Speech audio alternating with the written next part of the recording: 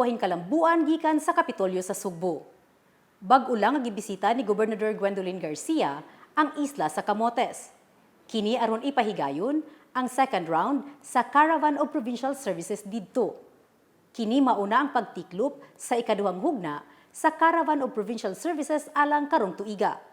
Si John Fredson Granada alang sa hingpit nga detalye. Kung kaniadtong unang Caravan of Government Services, giuna pagduaw sa mga opisyales sa Kapitolyo ang isla sa Camotes, niining ikaduhang round, ang isla sa Camotes maoy closing niining higayuna.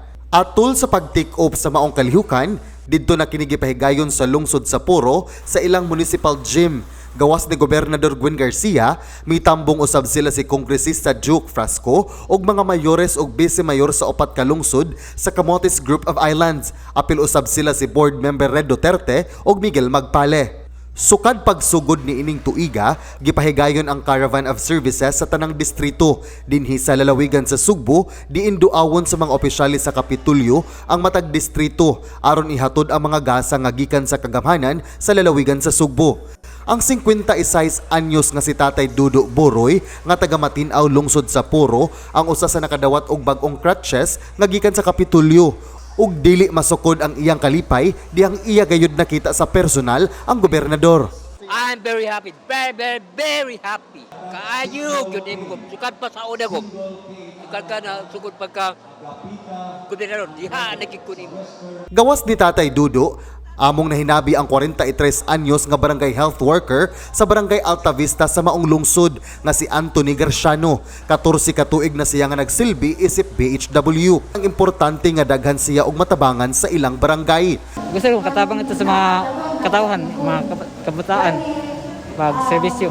Baka alagad sa kan nanay, mga pagkay sa mga senior, magpatimbang sila, magpa-BP para lang alagad nila. Dako og papel ang mga barangay workers labi na niining panahon sa pandemya tungod kay sila ang gisaligan sa pagpatuman sa mga protocol sa kabarangayan.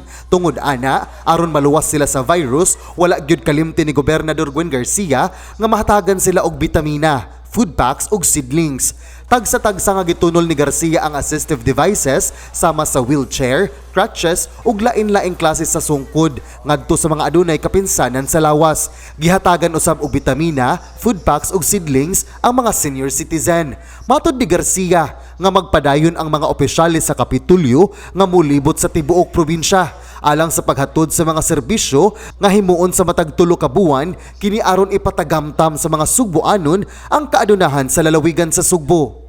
Mangita magigog rason nga makagawas ko ngadto sa akong opisina sa Kapitol kay para maduol na akong katawhan, makapaminaw ko ninyo, makakita ko sa inyong kahimtang kay mao makana ang tulumanon sa usa ka leader. Unsaon man na nimong imong posisyon kung wala nimo gibalik sa katawhan ang ilang pagsalig nga gihatag kanimo. Ang maong pagsalig kinahanglan balusan sa tinud-anon nga serbisyo.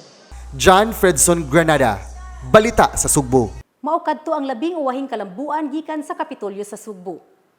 Atangin ninyo ang weekend edition sa Balita sa Sugbo karong Sabado sa Udto uban si Sam Costanilla ug Paula Mendoza. Ako si Katrina Kowalik, maayong gabi.